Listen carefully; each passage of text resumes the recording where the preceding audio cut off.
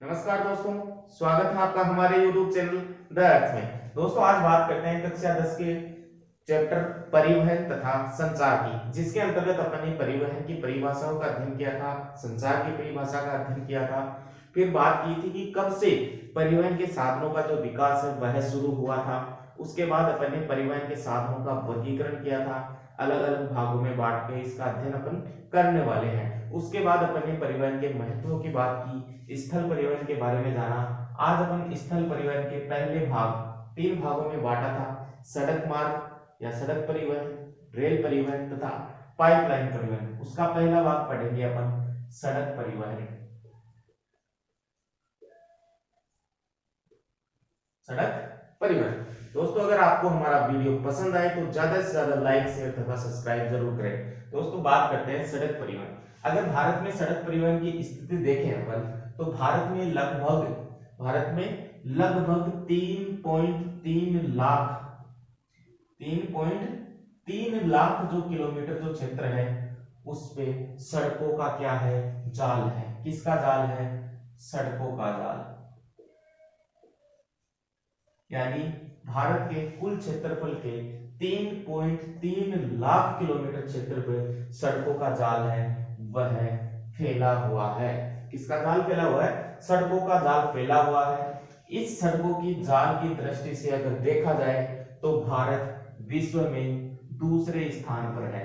सड़कों की जाल की दृष्टि से अगर देखा जाए तो भारत दूसरे स्थान पर आता है। कहां? विश्व में भारत का जो स्थान है वह दूसरा स्थान है। कौन सा है? दूसरा स्थान है। अगर आगे बात करते हैं कि परिवहन है वह कितना भार है, वह कैसे कैसे भाग है, वह अपने आप में लिए हुए हैं। तो दोस्तों परिवहन के क्षेत्र में सड़कों का जो महत्व है, सड़कों का जो स्थान है वह अग्रणीय है। परिवहन के क्षेत्र में सड़कें सबसे ज्यादा महत्वपूर्ण होती है। छोटी दूरियों को तय करने के लिए सबसे ज्यादा उपयोग में लिया जाने वाला जो साधन है वह है सड़क परिवहन। एक अनुमान के आधार पर यह बताया गया है कि सड़क परिवहन पर लगभग 65% जो भार है, कितना? 65% जो भार है वह माल ढोने के रूप में उपयोग में लिया जाता है। इसके माल ढोने के उपयोग में लिया जाता है। एक अनुमान के आधार पर बताया गया है कि जो भारत की जो सड़कें हैं उसका 65% जो उपयोग है वह माल ढोने में किया जाता है तथा यात्री भार के रूप में, यात्री भार या यातायात के रूप में उपयोग में लिया जाता है लगभग 80% भाग। यात्री भार के रूप में कितना लिया जाता है? 80% जो उपयोग है वह सड़क परिवहन का किया जाता है। अगर बात करें कि सड़कों का जो प्रतिवर्ष है, सड़कों पे जो भार है वह कितना बढ़ रहा है, तो प्रति वर्ष की बात करते हैं कि प्रत्येक वर्ष में लगभग 7 से 10% जो सड़कों का जो भार है उस पे यातायात का भार है वह बढ़ता जाता है। प्रतिवर्ष 7 से 10% भार है वह सड़क परिवहन पर बढ़ रहा है वर्तमान परिस्थितियों के। इस प्रकार 7 से 10% जो भार है वह प्रतिवर्ष सड़कों के ऊपर बढ़ता रहा है। सड़कों के जाल के रूप में देखें तो विश्व में भारत का जो स्थान है वह दूसरा स्थान है। तो सड़क परिवहन ने भारत के सामाजिक और आर्थिक विकास में भी अपनी क्या निभाई है? महत्वपूर्ण भूमिका निभाई है। कह सकते हैं कि सड़क परिवहन ने भारत का जो सामाजिक और आर्थिक विकास है उसमें क्या निभाई है? महत्वपूर्ण भूमिका निभाई है। अगर देखा जाए तो 65% माल को लाने व ले जाने में, उद्योगों से या कृषि क्षेत्रों से माल को एक स्थान से दूसरे स्थान पर ले जाने के लिए 65% जो भार है वह किस पर है? सड़कों पर है। और यात्री भार का देखें तो 80% यात्री भार किसके द्वारा वहन किया जाता है? सड़क परिवहन के द्वारा वहन किया जा सकता है। तो अर्थात इन चीजों को देखते हुए कह सकते हैं कि भारत के सामाजिक और आर्थिक विकास में सड़क परिवहन का महत्वपूर्ण स्थान है, महत्वपूर्ण भूमिका है। तो क्वेश्चन पूछ लिया जाए कि सड़क परिवहन में भारत में, यानी भारत के संदर्भ में बात कर ली जाए कि भारत में सड़क परिवहन का सामाजिक और आर्थिक विकास में महत्वपूर्ण योगदान है, कैसे? तो इस प्रकार से आप समझा दोगे कि 3.3 लाख किलोमीटर तक सड़कों का जाल है, विश्व में दूसरे स्थान पर है। 65% जो भार है वह किसके द्वारा वहन किया जाता है, सड़क परिवहन के द्वारा वहन किया जाता है माल ढोने के रूप में, तथा 80% यात्रियों का भार है वह वहन करती है कौन, सड़कें। और प्रतिवर्ष 7 से लेकर 10% तक की वृद्धि इसमें क्या की जाती है, दर्ज की जाती है, सड़कों का भार के रूप में दर्ज की जाती है। कम तथा मध्यम दूरी तक यातायात के लिए सर्वाधिक सुगम और सबसे सस्ता जो साधन है वह कौन है, सड़क परिवहन। छोटी और मध्यम दूरी तक तय करने के लिए यातायात का सबसे सुगम और सस्ता साधन है सड़क परिवहन। इस प्रकार हम कह सकते हैं कि सड़क परिवहन ने भारत के सामाजिक और आर्थिक विकास में अपनी महत्वपूर्ण जो भूमिका है वह निभाई है, महत्वपूर्ण भूमिका को अदा किया है। आगे बात करते हैं दोस्तों कि भारत के अंदर मार्च 2015 में, भारत में मार्च 2015 में सड़कों की अगर लंबाई की बात करें कि सड़कों की लंबाई कितनी थी, मार्च 2015 में जो सड़कों की लंबाई कितनी थी इसकी बात करें तो सड़कों की लंबाई थी 54,72,000 किलोमीटर। कितनी थी, 54,72,000 किलोमीटर। 54,72,000 किलोमीटर थी सड़कों की लंबाई। कब, मार्च 2015 के अगर बात करें तो सड़कें थी 54,72,000 किलोमीटर लंबाई में विस्तृत थी भारत में। इनमें इन सड़कों में, कौन सी सड़कों में, 54,72,000 किलोमीटर जो सड़कें हैं, इन सड़कों के अंदर देखा जाए तो हर तरह की सड़कें इसमें शामिल है। राष्ट्रीय राजमार्ग, राज्य राजमार्ग, जिला सड़कें, ग्रामीण सड़कें, सभी सड़कें हैं वे इसके अंतर्गत क्या है, शामिल है। 54,72,000 किलोमीटर जो सड़कों की लंबाई है उसमें हर प्रकार की सड़कें हैं वे शामिल की जाती हैं। दोस्तों सड़कों के अनेक प्रकार होते हैं, राष्ट्रीय राजमार्ग, राज्य राजमार्ग, जिला सड़कें, अन्य सड़कें, सीमांत सड़कें, ग्रामीण सड़कें, ये सभी कच्ची सड़कें, पक्की सड़कें, सभी सड़कों के क्या हैं, प्रकार हैं। तो दोस्तों भारत में समता के आधार पर, सड़कों की समता के आधार पर सड़कों को विभिन्न भागों में बांटा गया है, जिनका अपन एक एक करके क्या करते हैं, अध्ययन करते हैं। अगर क्वेश्चन पूछ लिया जाए, छोटा क्वेश्चन, कि भारत की सड़कों को समता के आधार पर कितने भागों में बांटा गया है, तो मुख्यतः बांटा गया है स्वर्णिम चतुर्भुज महाराजमार्ग पहला, दूसरा राष्ट्रीय राजमार्ग, तीसरा राज्य राजमार्ग, चौथा जिला सड़कें, पांचवा अन्य सड़कें और छठा सीमांत सड़कें। ये प्रमुख रूप से है समता के आधार पर सड़कों को क्या किया गया है, बांटा गया है। आज अपन एक एक करके इनका क्या करते हैं, अध्ययन करते हैं। अब बात करते हैं सड़कों के पहले प्रकार की, स्वर्णिम चतुर्भुज महाराजमार्ग। स्वर्णिम चतुर्भुज महाराजमार्ग। दोस्तों स्वर्णिम चतुर्भुज महाराजमार्ग, इनसे एग्जाम में लगभग हर बार किसी न किसी रूप में क्वेश्चन पूछ लिया जाता है कि राज्य राजमार्ग, स्वर्णिम चतुर्भुज जो महाराजमार्ग है कहां से कहां तक जाता है, कौन कौन से गलियारे प्रस्तावित किए गए हैं, ये सभी क्वेश्चन है, इनका निर्माण क्यों किया गया, कई तरह के क्वेश्चन है यहां से पूछा जाता है। तो बहुत इंपॉर्टेंट है एग्जाम की दृष्टि से, और हर तरीके से ये कंपटीशन में भी जाए तो भी बहुत ज्यादा काम में आने वाला है। तो दोस्तों स्वर्णिम चतुर्भुज महाराजमार्ग का अपन आज अध्ययन करते हैं। दोस्तों स्वर्णिम चतुर्भुज महाराजमार्ग भारत के प्रमुख जो महानगर हैं, जो राजधानी या क्षेत्र है, प्रमुख जो महानगरों की श्रेणी में शामिल किए गए हैं, उन सभी महानगरों को यह जोड़ता है, जो मुख्यतः दिल्ली, कोलकाता,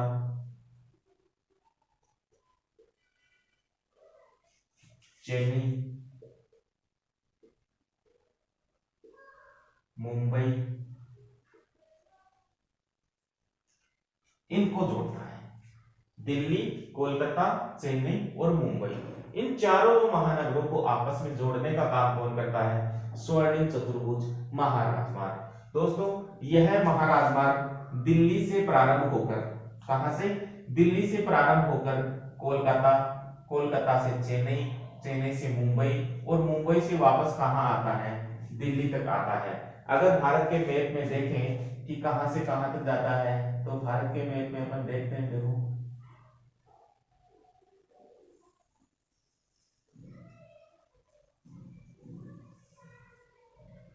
ये भारत का मैप, ये दिल्ली की स्थिति,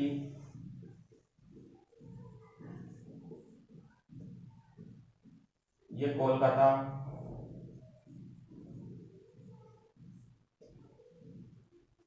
ये चेन्नई, ये मुंबई। तो यह स्वर्णिम चतुर्भुज महाराजमार्ग दिल्ली से प्रारंभ होकर कहां तक जा रहा है, कोलकाता तक जा रहा है। कोलकाता से यह चेन्नई तक जाता है, चेन्नई से यह मुंबई, और मुंबई से वापस कहां तक जाता है, दिल्ली तक जाता है। तो एक चतुर्भुज का यह क्या कर रहा है, निर्माण कर रहा है।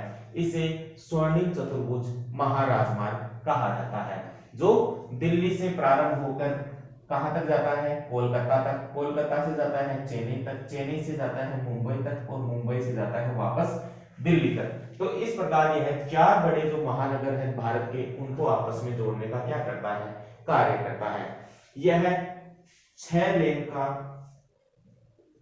महाराजमार्ग है, यानी कितने लेन का है, 6 लेन का है, बना हुआ है यह स्वर्णिम चतुर्भुज महाराजमार्ग। दोस्तों इसके अंतर्गत 2 गलियारे प्रस्तावित किए गए, 2 गलियारे प्रस्तावित किए गए। स्वर्णिम चतुर्भुज महाराजमार्ग जो योजना थी, उसके अंतर्गत 2 गलियारे प्रस्तावित किए गए हैं। काफी बार यहां से क्वेश्चन पूछा जाता है। बात करते हैं दोनों गलियारों की। तो पहला जो गलियारा है वह उत्तर दक्षिण गलियारा, उत्तर दक्षिण गलियारा। पहला जो गलियारा है उसको नाम दिया गया है उत्तर दक्षिण गलियारा। दूसरा जो गलियारा है उसको नाम दिया गया है पूर्व पश्चिम गलियारा। उत्तर दक्षिण गलियारा और पूर्व पश्चिम गलियारा, ये 2 गलियारे हैं, वे स्वर्णिम चतुर्भुज महाराजमार्ग जो परियोजना है उसके अंतर्गत प्रस्तावित किए गए हैं। जो उत्तर से दक्षिण जो गलियारा है वह श्रीनगर से कन्याकुमारी तक जाता है, श्रीनगर से कन्याकुमारी तक जाता है, श्रीनगर से कन्याकुमारी तक जाता है। पूर्व पश्चिम जो गलियारा है वह सिलचर से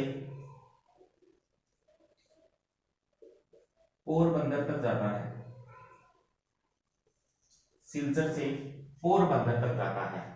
उत्तर से दक्षिण जो गलियारा है वह श्रीनगर से लेकर कहां तक जा रहा है, कन्याकुमारी तक जा रहा है, यहां से प्रारंभ होता है और यहां तक जाता है। पूर्व से पश्चिम जो गलियारा है वो यहाँ असम के सिलचर से प्रारंभ होकर पोरबंदर गुजरात तक जाता है। कहां तक जाता है, पोरबंदर गुजरात तक। ये श्रीनगर, ये कन्याकुमारी, ये सिलचर, ये पोरबंदर, सिलचर से पोरबंदर। इस प्रकार से यह गुजरता है भारत के लगभग मध्य से होकर ये गुजरते हैं और भारत के लगभग मध्य में ही ये एक दूसरे को काटते हैं। तो दोस्तों 2 गलियारे प्रस्तावित, उत्तर दक्षिण गलियारा तथा पूर्व पश्चिम गलियारा। उत्तर दक्षिण गलियारा श्रीनगर से कन्याकुमारी तक जा रहा है, दक्षिण पूर्व पश्चिम गलियारा सिलचर से पोरबंदर तक जा रहा है। सिलचर है वह पड़ता है असम में, सिलचर कहां पड़ता है, असम में, और पोरबंदर पड़ता है गुजरात में। कन्याकुमारी पड़ती है तमिलनाडु में और श्रीनगर पड़ता है जम्मू कश्मीर में। तो दोस्तों ये इन क्षेत्रों से यह गुजरता है। अब बात यह है कि यहां से तो गुजरता है, बहुत अच्छी बात है, लेकिन क्वेश्चन पूछ लिया जाता है कि इन गलियारों का निर्माण के पीछे उद्देश्य क्या था। मतलब जो गलियारों का जो निर्माण किया गया, उन गलियारों के निर्माण का उद्देश्य, इन गलियारों को बनाया गया उसका उद्देश्य क्या है, क्वेश्चन यहां से आता है। तो बच्चे कई बार कंफ्यूज हो जाते हैं तो कई बार कंफ्यूज होने की जरूरत नहीं है।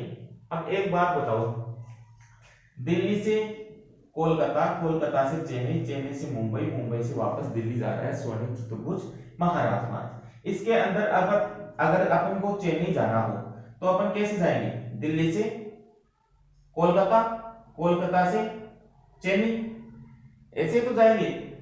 अब इन गलियारों के यानी उत्तर दक्षिण गलियारों का अगर अपन अनुसरण करें तो देखो ये दूरी सीधी यहां आकर मिल रही है, यहां से चेन्नई एकदम नजदीक पड़ रहा है, तो इसके मध्य की दूरी क्या हो गई? कम हो गई। तो इन गलियारों का निर्माण का जो उद्देश्य था वह है भारत में महानगरों के मध्य की दूरी, महानगरों के मध्य की दूरी व परिवहन समय को कम करना। के निर्माण का उद्देश्य क्या था कि भारत के जो महानगरों की जो दूरी और इनके परिवहन का जो समय है उसको क्या करना? कम करना। यही उद्देश्य था भारत में गलियारों का निर्माण करने का। अब बात करते हैं कि गलियारे बना दिए, सड़कें बना दी, राजमार्ग का निर्माण कर दिया, लेकिन इसका निर्माण और देखरेख कौन करता है? क्वेश्चन आता है, निर्माण या देखरेख का जिम्मा किसका है? तो महाराजमार्ग, स्वर्णिम चतुर्भुज जो महाराजमार्ग है इसके द्वारा जो प्रस्तावित जो गलियारे हैं इन सभी के निर्माण और रख रखाव का कार्य कौन करता है? NHAI। कौन करता है?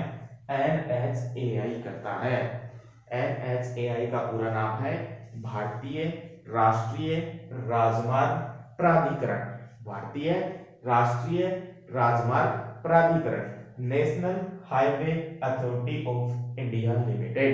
National highway authority of India limited, इनकी देखरेख और निर्माण का कार्य कौन करता है? NHAI करता है। तो ये था स्वर्णिम चतुर्भुज महाराजमार्ग। अब बात करते हैं दूसरे सड़कों की प्रकारों की। राष्ट्रीय राजमार्ग,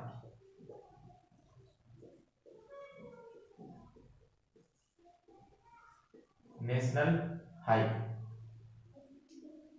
राष्ट्रीय राजमार्ग। दोस्तों राष्ट्रीय राजमार्ग किसे कहते हैं? राष्ट्रीय राजमार्ग होते हैं दूरस्थ स्थानों या भागों को जोड़ने वाली पक्की सड़कें क्या कहलाती हैं? राष्ट्रीय राजमार्ग कहलाती है। दूरस्थ स्थानों को यानी राष्ट्र के जो राजधानी क्षेत्र है उनको आपस में जोड़ने का काम कौन करती है? राष्ट्रीय राजमार्ग करते हैं। ये प्राथमिक सड़क तंत्र होते हैं, देश के प्राथमिक सड़क तंत्र होते हैं। कौन से सड़क के तंत्र होते हैं? प्राथमिक सड़क तंत्र होते हैं। प्राथमिक सड़क तंत्र, इनको प्राथमिक सड़क तंत्र की श्रेणी में लिया जाता है राष्ट्रीय राजमार्गों के। अगर बात करें कि राष्ट्रीय राजमार्गों का निर्माण और रख रखाव का कार्य कौन करता है, तो निर्माण और रख रखाव का कार्य करता है CPWD, केंद्रीय लोक निर्माण विभाग। कौन करता है? केंद्रीय लोक निर्माण विभाग। केंद्रीय लोक निर्माण विभाग के द्वारा क्या किया जाता है? इसकी देखरेख की जाती है तथा इसके निर्माण के जो कार्य हैं वह किए जाते हैं। किसके द्वारा? CPWD के द्वारा, केंद्रीय लोक निर्माण विभाग के द्वारा इसके देखरेख का कार्य किया जाता है। बात परिभाषा पूछ ली, राष्ट्रीय राजमार्ग क्या होते हैं? तो राष्ट्रीय राजमार्ग होते हैं दूरस्थ स्थानों को या दूरस्थ भागों को जोड़ने वाली जो पक्की सड़कें हैं वे राष्ट्रीय राजमार्ग कहलाते हैं। ये राष्ट्रीय राजमार्ग देश की विभिन्न जो राजधानी है उनको आपस में जोड़ने का क्या करते हैं? कार्य करते हैं। ये प्राथमिक सड़क तंत्र होते हैं। इनके निर्माण और रख रखाव का कार्य CPWD यानी केंद्रीय लोक निर्माण विभाग के द्वारा किया जाता है। अब बात करते हैं नेशनल हाईवे नंबर 1 की। ये राष्ट्रीय राजमार्ग संख्या 1। राष्ट्रीय राजमार्ग संख्या जो 1 है वह जाता है दिल्ली से अमृतसर। दिल्ली से अमृतसर, अमृतसर पंजाब। अमृतसर कहाँ है? पंजाब में। मैप में काफी बार पूछा जाता है अमृतसर, तो अमृतसर कहाँ है? पंजाब में, ध्यान में रखना। अगर बात नेशनल हाईवे नंबर 1 की बात करें तो वह दिल्ली से कहां तक जाता है? अमृतसर तक जाता है। इसका निर्माण है वह शेरशाह सूरी के काल में हुआ था।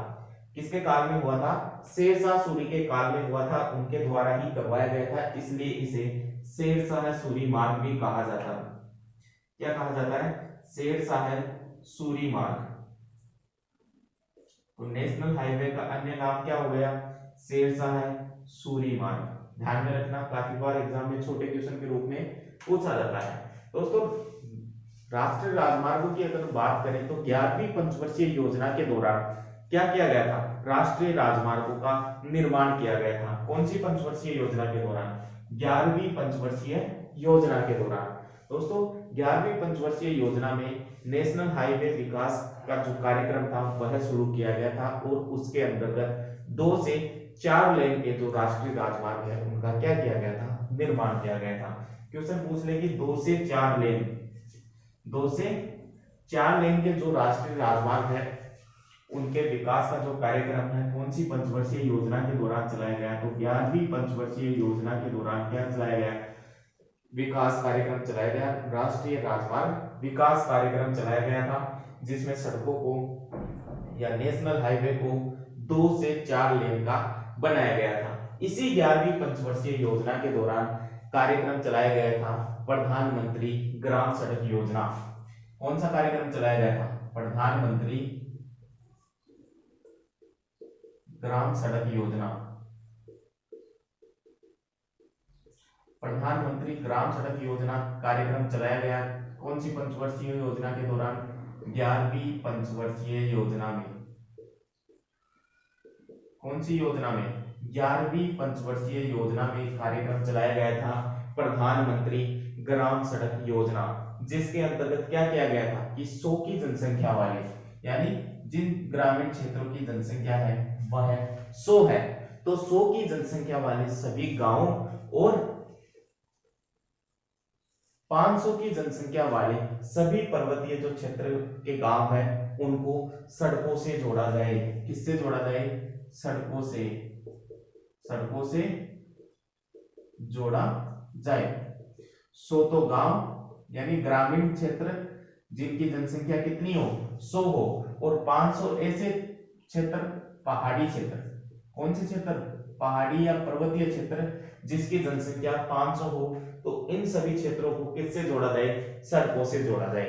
दोस्तों, क्वेश्चन पूछ लिया जाए कि प्रधानमंत्री ग्राम सड़क परियोजना क्या है, तो प्रधानमंत्री ग्राम सड़क परियोजना का जो प्रारंभ है वह 11वीं पंचवर्षीय योजना के दौरान किया गया था। इस योजना के तहत 100 से अधिक जनसंख्या वाले जो गांव है, 100 या 100 की जनसंख्या वाले जो गांव है तथा 500 की जनसंख्या वाले पहाड़ी क्षेत्र हैं, उनके गांवों को सड़कों से जोड़े जाने की क्या है? योजना है। सड़कों पर पहुंच की क्या है? योजना है। तो यह थी प्रधानमंत्री ग्राम सड़क परियोजना। अब बात करें राजस्थान के संदर्भ में कि राजस्थान के संदर्भ में राष्ट्रीय जो राजमार्ग है उनकी क्या स्थिति है। तो दोस्तों, राजस्थान में राष्ट्रीय जो राजमार्ग है उनकी टोटल संख्या है 39 के करीब है वह राजस्थान में राष्ट्रीय राजमार्ग है। अब बात करें राजस्थान के राष्ट्रीय राजमार्ग 39 है, तो इन 39 में महत्वपूर्ण कौन सा है? तो महत्वपूर्ण राजस्थान में महत्वपूर्ण है NH8, नेशनल हाईवे नंबर 8। यह राजस्थान का सबसे महत्वपूर्ण, राजस्थान का सबसे महत्वपूर्ण और क्या है?